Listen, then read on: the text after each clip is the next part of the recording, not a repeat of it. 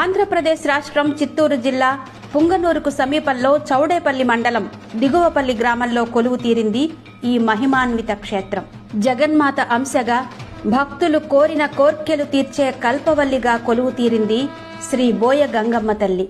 ఆనాటి యుద్ధ రణభేరిలో నవాబులపై భీకర దాడి చేయగా అమ్మవారి ఖడ్గ ధాటికి అతిపెద్ద రాతిగుళ్లు సైతం నిట్ట నిలువుగా చీల్చబడడం నేటికి ఆలయ ప్రాంగణంలో ప్రత్యక్ష సాక్ష్యంగా మనం చూడొచ్చు. భక్తులు తమ కోరికలను కోరగా మేకపోతులను పొట్టేళ్లను మొక్కుబడులుగా చెల్లించుకుంటారు.